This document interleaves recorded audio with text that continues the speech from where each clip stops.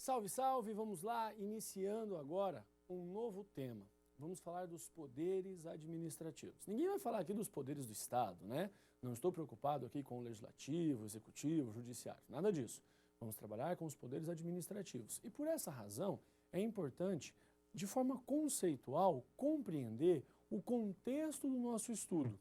No fundo, eu não estou falando de poder enquanto uma faculdade. Ah, se você quiser administração, utiliza, mas se não quiser também não tem problema, de forma alguma. Olha só como nós trabalhamos. Verdadeiros poderes-deveres, utilizados na busca para promoção e defesa dos interesses públicos. Só nessas três linhas nós temos informações fundamentais. Primeira informação é a ideia de um poder-dever.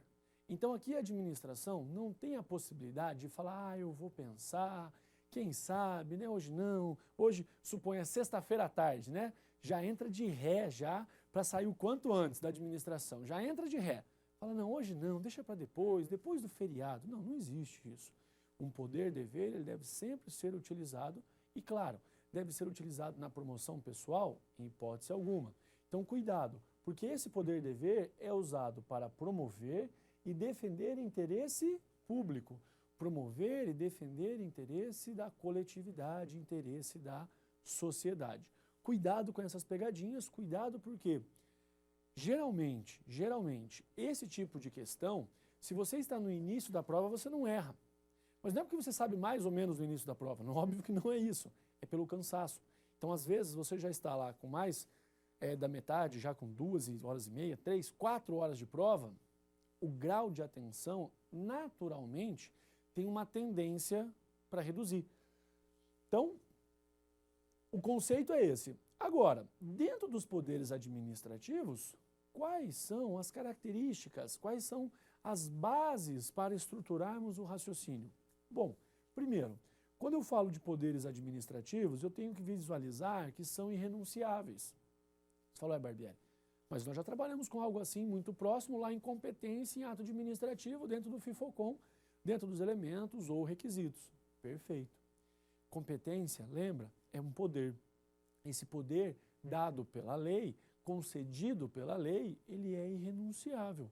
Claro, e veja, o poder aqui, pela administração pública, é o mesmo raciocínio. A administração não pode abrir mão, a administração pública não pode renunciar, não pode transacionar, né? Falar, veja bem, quem sabe a gente não faz uma negociaçãozinha aqui, eu não utilizo todo ele, você tem uma margem para atuar particular. Não, não existe isso. Não cabe aqui a palavra negociata. Isso não existe, não é um balcão de negócios. Os poderes são irrenunciáveis. Não se abre mão, não se renuncia, não se cogita promover interesse particular. É sempre na promoção e defesa dos interesses da coletividade, interesse público, razão pela qual é mais que um poder. É um poder-dever. É aquela situação impositiva mesmo, tá ok? Então, ótimo. Depois nós temos o quê? Esse poder não pode ser a Deus dará, não pode ser aquele poder que você fala, eu utilizo da forma que bem entender, basta o meu bom senso. Deus me perdoe. Esse poder tem que estar condicionado, ele tem que estar limitado. E limitado a quem? À vontade do particular, à vontade do administrador, à vontade da administração? Em hipótese alguma. Esse poder precisa estar limitado, ele tem que estar restrito, olha só, condicionados e restritos aos limites da lei.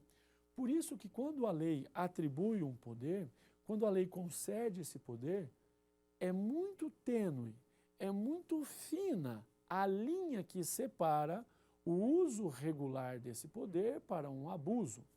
É muito sutil a diferença daquele agente que utiliza, que exerce o poder nos termos da lei para um outro agente que por uma fração, por um momento, extrapolou, exagerou e fez o quê?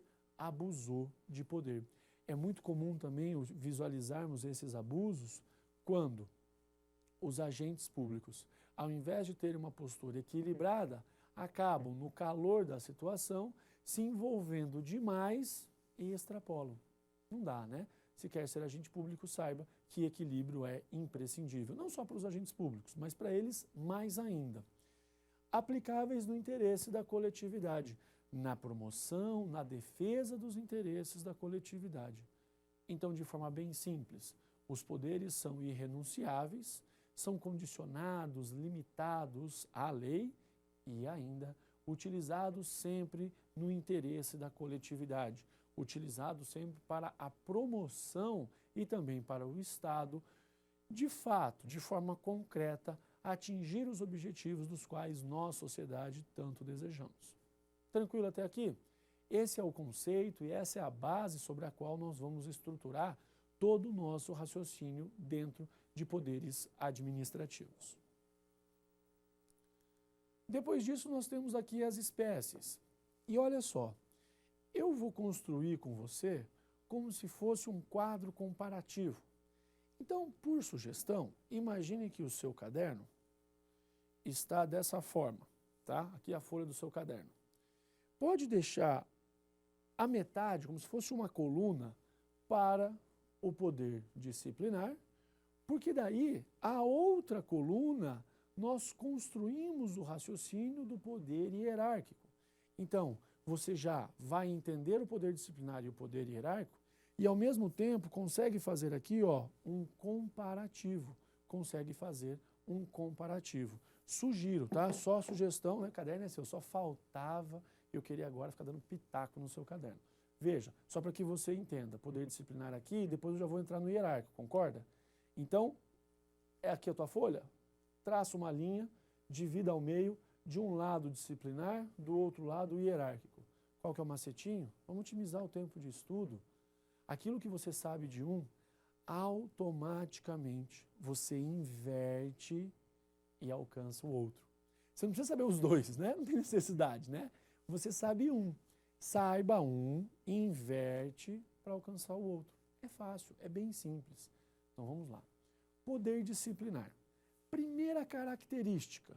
O poder disciplinar, você sabe que ele é restrito. Saulo Barbieri, que papo é esse de ser restrito? O poder disciplinar, se você compara o poder hierárquico com o disciplinar, o disciplinar ele é fino, restrito.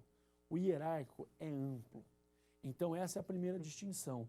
Poder disciplinar é restrito, bem objetivo, bem pontual. Agora, além de ser restrito, o poder disciplinar é temporário. E eu sempre brinco, você, casado, né, o homem que está num relacionamento, sabe o que significa poderes. Poderes daquela que, por ser mais capaz, daquela por ter muito mais inteligência, tem que mandar mesmo. E mulher manda e homem obedece. Eu vejo minha filha de 4 anos faz o que quer de mim. E que bom que é assim, né? É a ordem natural das coisas. O sujeito não pisou na bola. O ano inteiro está perfeito, está lindo, deu flores, viu quando a mulher amada cortou milímetros do seu cabelo, viu quando ela saiu de um tom de esmalte gelo para um gelo pálido da Sibéria, né? Uma diferença microscópica. Percebeu quando era aniversário de relacionamento, ele está lindo, perfeito, vem cumprindo tudo bonitinho, ela quase acha aquilo um sonho. Mas num dado momento ele pisa na bola. Talvez até mesmo, né, como você já viu na aula passada, sofreu um sequestro relâmpago pelos seus amigos que o levaram para a balada. Quando ele pisa na bola, o que acontece? De imediato tem a possibilidade da sanção, né? Que para as mulheres é líquido e certo. Será sancionado, esquece devido processo legal. Por isso que é melhor em alguns momentos ser servidor público.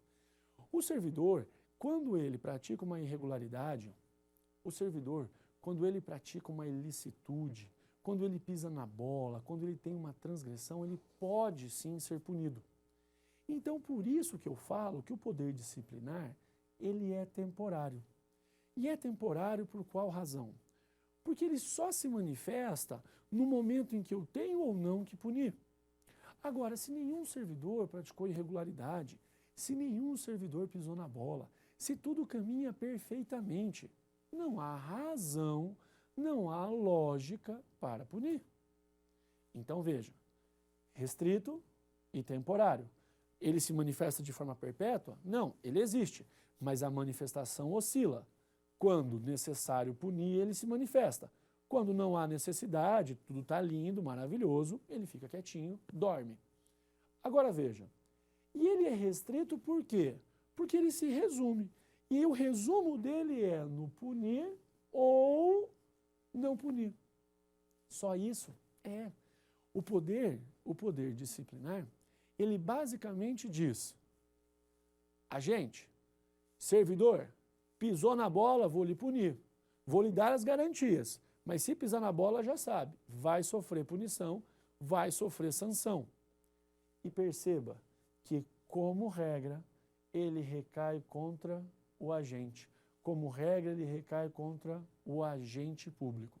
Então, você visualiza o poder disciplinar assim: restrito, temporário, manifesta punir ou não punir, esse é o reflexo dele, e como regra recai contra o agente público.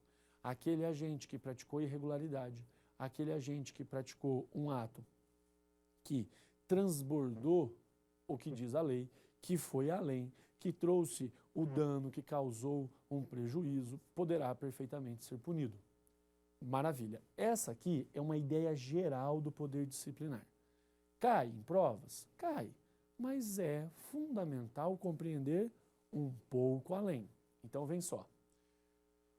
Pode o poder disciplinar recair contra o particular? Você fala, calma lá, Barbieri. Acabei de anotar, e anotou de forma correta, que o poder disciplinar ele vai recair contra o agente público como regra. Se existe regra, e nós já estamos já algumas aulas em conjunto aqui, batendo um papo, progredindo nos estudos, caminhando para a aprovação, se existe regra porque tem exceção, você está cansado de saber disso. E é isso mesmo. Quando existe a regra, automaticamente tem pelo menos uma exceção, senão a regra ficaria triste, sem ter exceção, qual é a graça? E aqui também é o mesmo raciocínio. A regra é que o poder disciplinar se manifesta sempre contra o agente público.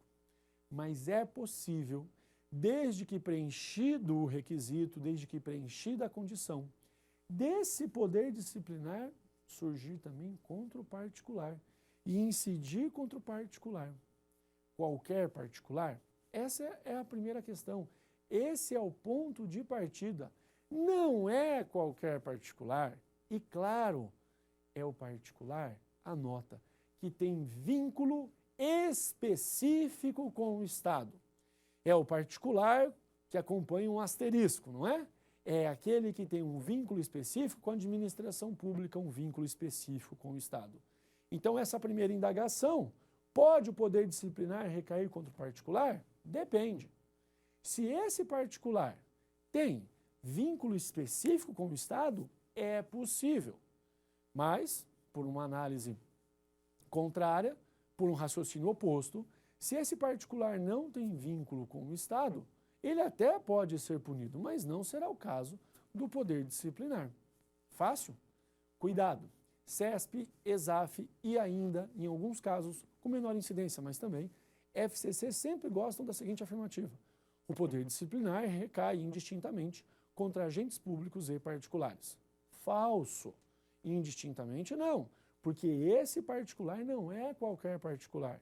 Esse particular tem que ser aquele particular que você pode pôr aqui um asterisco. Esse é o particular que tem um vínculo específico com o Estado. Maravilha? Aí você pergunta, mas Barbieri, o que é esse tal de vínculo específico? Na nossa próxima aula, comento sobre o vínculo específico e lhe dou os exemplos. Um grande abraço e a gente se vê. Até lá!